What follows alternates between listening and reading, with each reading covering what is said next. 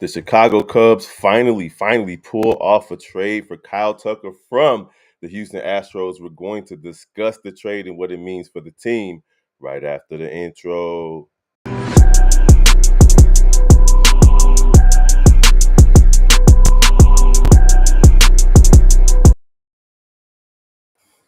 What's the word, Chicago baseball fans? Chicago Cubs fans, welcome to another episode of Chicago Cubs Central. It's your boy Big Kev holding it down for Mike, who is out. He is out. Of course, this happens all the time to me, but I'm actually home today, able to break the news to you guys that the Chicago Cubs finally make a trade, a big trade at that, for Kyle Tucker from the Houston Astros. According to Ken Rosenthal of The Athletic, the Cubs are in line to receive the 27-year-old Tucker in exchange for infielder Isaac Paredes, pitcher Hayden Wesneski, and third base prospect Cam Smith. Woo! Listen. I've been hearing all the noise. I've been hearing all the noise all week long about what the Cubs were going to do and how they were doing it. And I didn't believe it, honestly. I wasn't one of those people that felt like they would actually make the splashy play because they're all about saving money, or at least that's the way it's been looking with Kyle Ricketts and company. But they finally went ahead and did it. And this means that they are going to do their best to sign Kyle Tucker to an extension. He's only 27 years old, 125 home runs, 274, 353, 516 splashing. And he got 417 RBIs, 365 runs scored, and 94 stolen bases across 633 games. Now, let's be honest, last season he didn't even play that many games, and he still racked up the numbers. Listen, this is big, and they didn't have to give up, say, a Suzuki in the process, which leaves the door open for Sasaki to come over here and add to that pitching room. Chicago Cubs are doing their best to be a 90-plus win team, so I am excited to see what's going to happen. Now, when he's healthy, he's a beast. He's a beast. Last season, he put up 289, 408, and 585 with 23 home runs, 49 RBIs, 56 runs, 11 steals in just 78 games.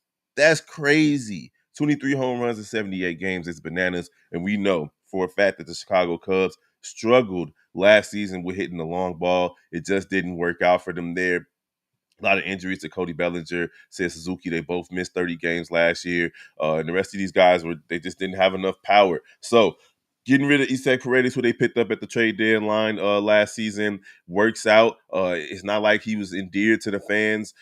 Cam is another one that he was a prospect, so I'm not too mad at Cam Smith being gone. And listen, Haiti Wesneski, or Wes Nasty as we used to call him, he just didn't pan out. He was a pitcher who I had high expectations for, and it just didn't work out for him here on the north side. So at the end of the day, they really didn't have to give up much to acquire a big bat. And now you're right, Rob. We're gonna get to your comments in the second, but yeah, Bellinger should be next to go. We don't know what they would do to acquire for him, but I think they should still bolster up that bullpen. I feel so bad for my boy Mike. I know he is going crazy. To try to get in here. He just can't log in because he's on the road. I sent him the link.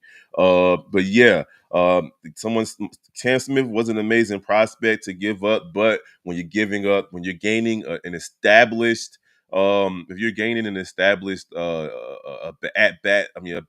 bat in your lineup, there's nothing wrong with giving up a prospect for that. You only gave up one prospect and two players that don't really fit on your roster. Isaac Paredes, he was trying to do the pull thing, trying to pull to left field. Didn't work out in Wrigley Field for him. So I'm not too mad at the trade. If they would have gave us, say, a Suzuki, I would have been kind of salty about that, because I feel like, say, a Suzuki and Shota Imanaga are going to allow the Cubs to at least make a real push to go get Sasaki out of Japan, who's a phenom in his own right. So giving up Cam Smith is a part of the process, man. It is what it is. But at the end of the day, the Chicago Cubs finally made the big move. Let me know what y'all think in the comments. You think Cody Bellinger is next? CJ Taylor with the comment. Appreciate you for joining the show, making moves. Love it. Absolutely. Listen, we're gonna do our crosstown conversation live Sunday afternoon when we talk about everything that the both teams, the Chicago Cubs and the Chicago White Sox, have pulled off this week. It's been a busy week for the winter meetings for Chicago baseball fans. It's very exciting. Hopefully, Mike can pop in. I like the move. I'm trying to keep Belly if I can. Listen, I don't think the Cubs are going to keep Bellinger. I really think they're going to do their best to get some type of value for him.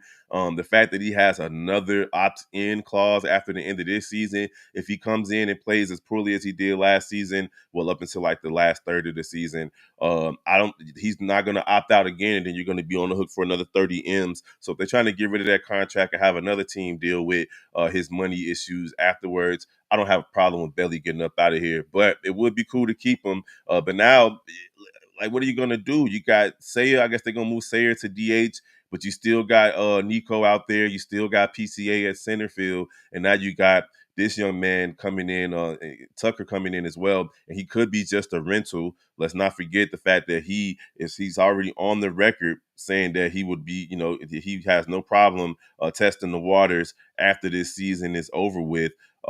That's just a risk. He's entering the final year of his contract. And if the Cubs make the playoffs, which is their goal, that's the goal. They can probably convince him to stay, but at the end of the day, this is possibly a rental, kind of like what happened with, to a lesser extent, what just happened with Juan Soto over in New York, who just jettisoned the Yankees to head on over to the Mets. Rob again said Cam Smith definitely has some potential, but we need win now talent. That's it. You can't base it on potential right now. You really can't. PCA is solid. They pulled him up. He's one of the guys from their farm system who proved to pay dividends last season. I want to see him be an everyday player now. We know what he can do on defense. We saw his offense pick up this past season. So I'm excited to see what PCA can do with surrounded by talent, especially in the batting in the lineup. So, hey, Cam Smith, you had to go, my guy. It's not going to come back to bite the Cubs because it is what it is. Can always deal Belly next year. Yes, Suzuki is a CDH. In my opinion, his fielding is average at best. And that's it. Like, ever since he dropped that ball 2 seasons ago, which kind of let the Arizona Diamondbacks backdoor the Cubs into the playoffs as the wild card, he hasn't looked the same since.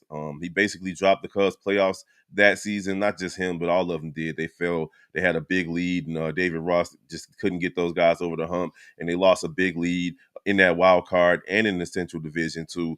So at the end of the day, Suzuki hasn't looked the same since he dropped that fly ball, and his fielding has relegated him to being a DH. And honestly, it's not a bad thing. If I'm him, I'm okay with that. Go out there and do what you're supposed to do. Hit the ball, get the people. It sounds like Mike might be able to get in here. Let's see. Hold on.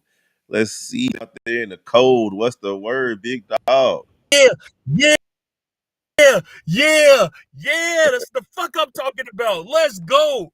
That's what I'm talking about. Excuse me, Cubs fans. Normally I come on and I got the Cubs gear and stuff like that. Brother hopped out the chair at the barbershop, immediately hit Big Kev, was like, bro, let's go. Hey man, I'm talking about. This is what we needed. This right here is what we needed, Oh dog. yeah, oh yeah, Mike, you're gonna be a little choppy, but it's all good because I definitely wanted you to get in here and hear your thoughts. We got rid of Paredes, we got rid of Wes Nesky, and a major prospect in Cam Smith. Give me your immediate thoughts on the trade. So for me, I immediately thought, first and foremost, this is one of those deals that we were hoping that Jed would go for. Remember, our very first episode together, uh we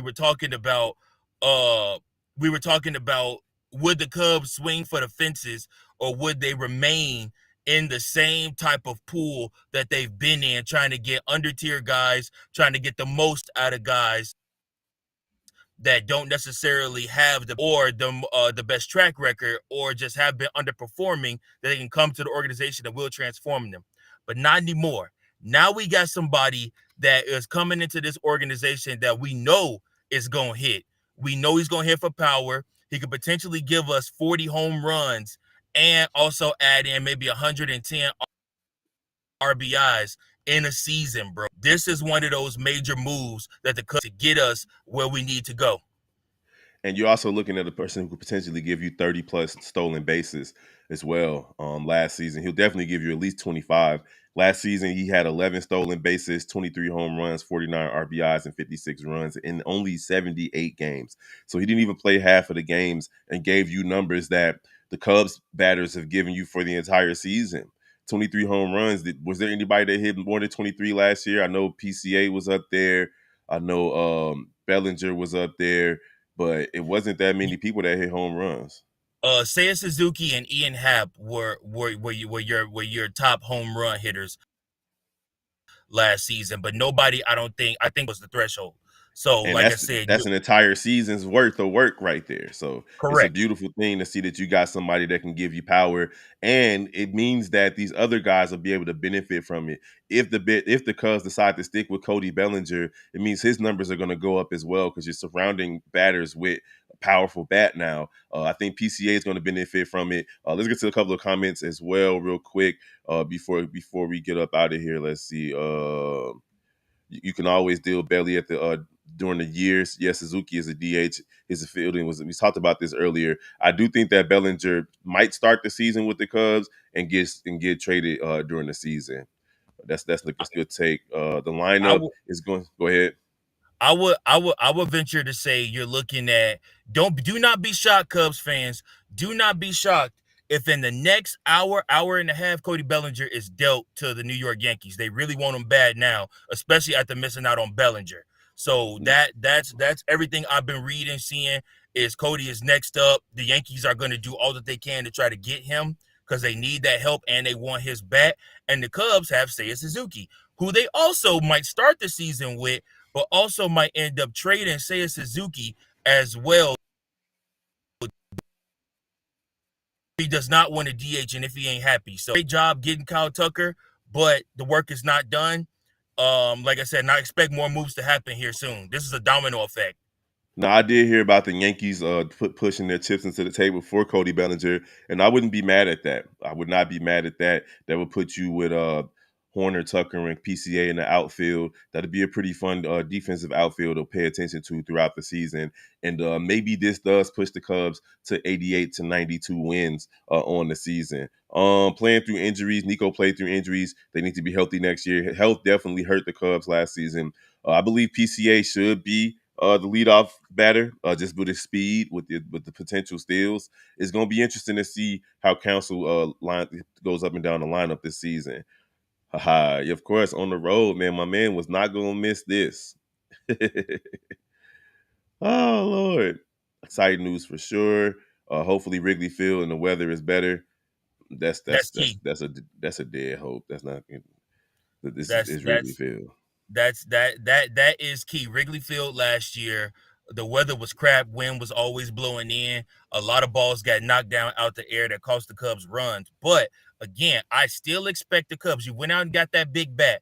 I still expect the Cubs to go out and add more pitching depth. I expect the Cubs to add more pitchers to this. But now you essentially have Javier Assad and Ben Brown your bullpen now as well. And the Cubs aren't done yet. By no means are the Cubs finished, but this was a power move. This move itself literally probably just gave Jed Hoyer another 5-year contract with the Chicago Cubs as their Hmm. VP. We'll see. We'll see because we still got to lock Tucker up for a long term contract. You gave up a big asset. You also gave up player control with Paredes, and then Wesneski is. I'm not too Wesneski's bad about ass. him. I'm so glad he's Right? gone. So He glad he's gone. he can kick Not rocks, mad but at that at all. nah, But he still got work to do, bro. I don't think he's earned the contract yet. We'll see though. we'll see, man. We'll see. But this big bat is the right direction to go. We're looking at it. Does Kyle hit more home runs to the gaps? We're looking at when you talk about Kyle Tucker, you're looking at him hit those home runs into right field. Like I said, and it's gonna be a good opportunity for him just to go ahead and I mean, like I said, he could scratch 40, man. He could scratch 40 next season. I would not put it past him at all. Yeah, I'm excited to see it, man. Like the Cubs definitely need that big at bat because last season we saw way too many at bats with bases loaded, two men on, one man on, no outs, one out, and the Cubs just did not deliver, especially with runners in scoring position. What did they lose? Like 30 plus games by one or two or three One or runs two was runs. fewer. Yep.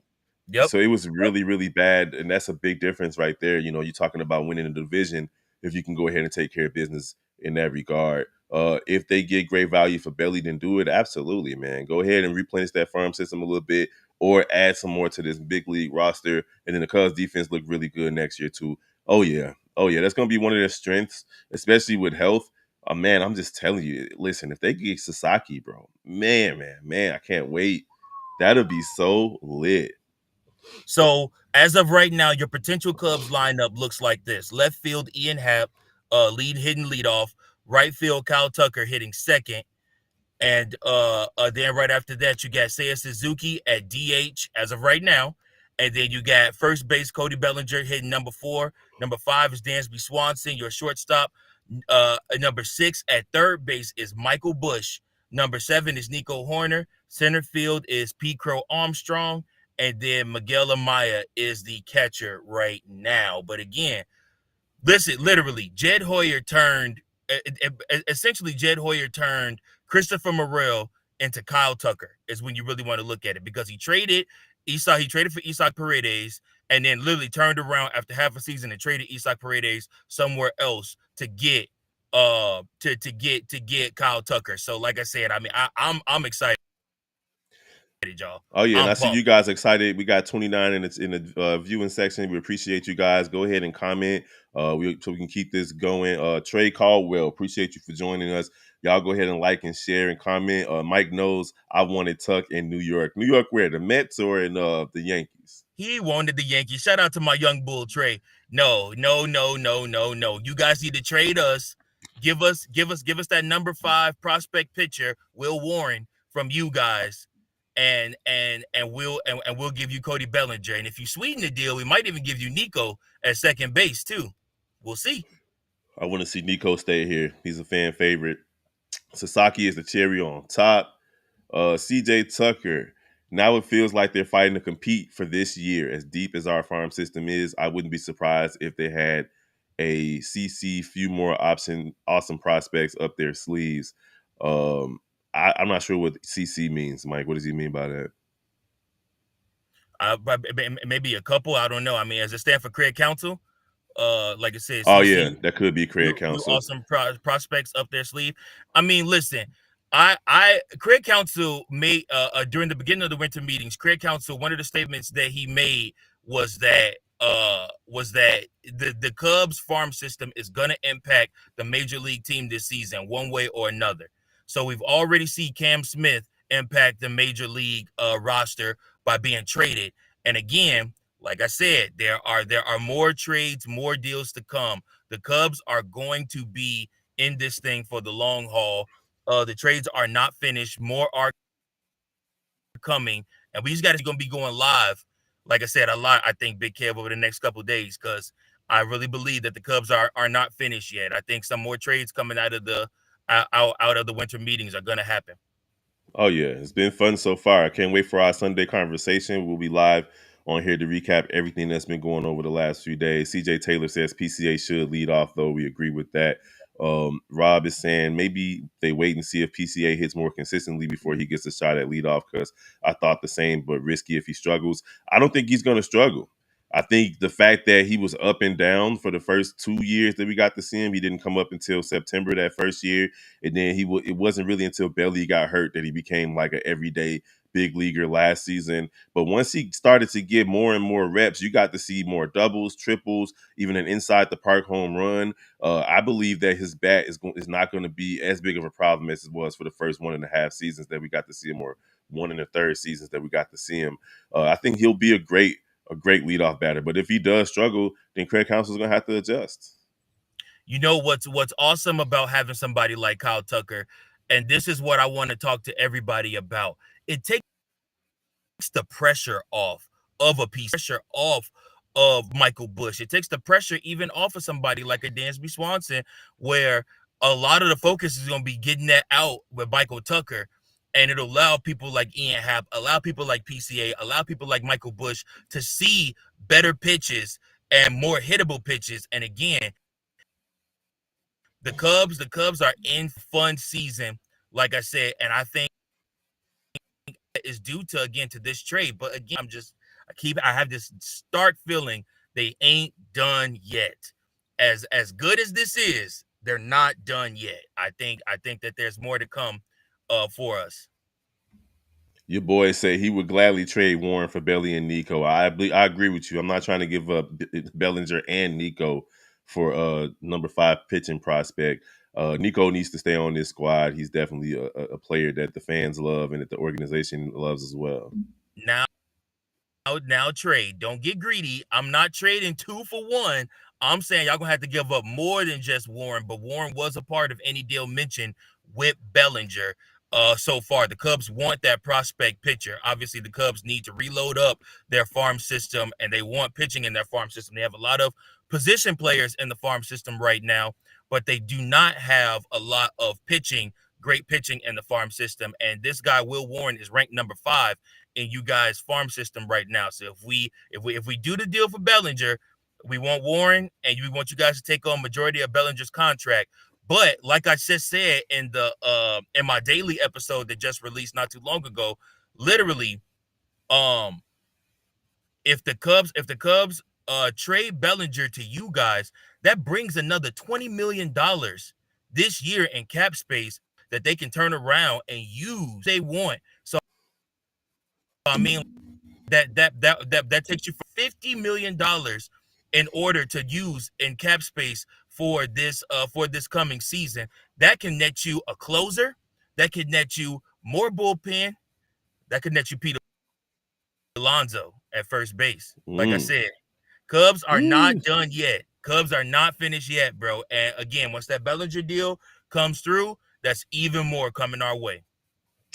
Rob, I remember this. Last year, the bottom of the order toward the end of the season was going crazy. They were the ones that actually won a lot of games for the Cubs in August and some games in September, even though they didn't win much in September. But that bottom lineup was going crazy. That's a good point to make right there, especially when PCA was a big part of it. But again, he's going to take a big step forward this season. I believe in that young fella for real. I think the kid is primed to be a featured player in the Chicago Cubs offense and defense. Absolutely. Absolutely. Yeah, no. PCA and Miguel Amaya last year. Once Miguel Amaya tweaked his swing and his stance, bro. Like I said, he really did start getting those doubles and base hits, and him and PCA working together in tandem in the back of that order was dangerous. Like I said, if we can get somebody else, I know that you go, but if we can net either a good second baseman or a good third baseman, because you can move Michael Bush over to second base. If we can net a good third baseman or a good second baseman, somebody else that's gonna hit for power, the Cubs are gonna be dangerous. I mean, this move alone, I feel like solidifies our place in the NLCS, in the National League Central Division, but I still think that we need to do more moves to solidify our place with the Mets and with the Dodgers as that third team that you need to look out for this season. Yeah, I mean, my thing is go win the division, so you don't have to worry about any of that stuff. Just go win your division. The Milwaukee Brewers are not that much better than the Chicago Cubs. The reality is the Chicago Cubs started this last season off really, really hot in April. Injuries caught up to them in May and June. The bullpen finally just started to pitch well in July, and then the offense decided to start hitting in August. You can't have everything happening at different times. You got to Right. mesh and be cohesive a lot sooner than they did. So I'm expecting the Chicago Cubs to start the season and continue throughout the season, just being consistent. They were too inconsistent last year. Craig Counsell was adjusting to a new market, a new team, and now they're starting to get players that are kind of like his ilk, so to speak, the type of players that he wants on the roster. And if they can get rid of Bellinger, it'll give them the opportunity to make more moves that'll help improve the roster to the way that Craig Counsell wants it to be. So I'm definitely excited about that. Not to mention Guys now see that the Cubs are taking this seriously. This is going to open up a whole new lane in free agent where guys may with the Kyle Tucker as well. All right, I don't know how that happened or why. What what is that? This so I'm on my laptop that I carry around that I DJ with for my DJ business, and literally one of my apps just started playing or whatnot for my DJ business. I don't know, y'all. My bad. Anyways, yeah, no, That like was I was funny. saying, this is gonna bring more guys that want to play for the Chicago Cubs too. This shows that the Chicago Cubs are taking this season seriously, man. Like I said, I couldn't be happier. This is just the first domino. There's more to come. Oh yeah, man. Over the next couple of days, the next couple of weeks, even we're going to see the winter meetings. Help out the Chicago Cubs, and I'm excited. Like the goal is to become a 90-win team, and it was kind of quiet up until this point. With Bellinger opting back in, and it put a damper on going into the off season, so to speak. Like, man, now our money's tied up. If they can figure out a way to get him off, I wouldn't be mad at that. And I know the Yankees are definitely clamoring and chomping at the bit for that. So let's see what happens. As soon as that's announced, one of us will jump on here and say something. I won't be at work today, so hopefully they do it today. Tomorrow I'll be at work in the evening, so I won't be able to jump on. But Sunday we'll definitely cover everything that's been happening this week for both Chicago teams on the crosstown convo. But anything else, Mike? Before we get up out of here, I got to go pick my boy up from school. Nah, brother. I I gotta go here to the doctor. Man, yo, listen, go Cubs, go. This is the first of many, y'all. This is gonna be a fun season. I might jump on tonight, do another live tonight, and just gauge how everybody feeling. Especially if the Cubs make another move tonight, I'll definitely be on. But yeah, man, like I said, we'll do a late night convo tonight, probably again, y'all, just to gauge how everybody feeling. And yeah, hopefully this is not just the beginning and the end. This is just the start. All right, so y'all already know what it is, man. Don't let that excitement wane. Go ahead and hit us up. Leave a voicemail at 773-389-6954 or an email at chicagobaseballcentral at gmail.com. Of course, Twitter, TikTok, all the good things. Instagram, hit us up at Chicago Cubs Central or Chicago Cubs Central Pod. Of course, follow the rest of the Chi-Town Sports family. Just type in your favorite Chicago team and put the word Central behind it. We also have NBA Central covering nationally basketball. And then, of course, the Shy Bulls podcast with C-Dub and Bobby, who tonight will be live covering the Chicago Bulls as they take on the Charlotte Hornets. No LaMelo Ball tonight, but it should be a fun game. Patrick Williams making his return to the lineup. All right, guys, we appreciate all the love and support. We will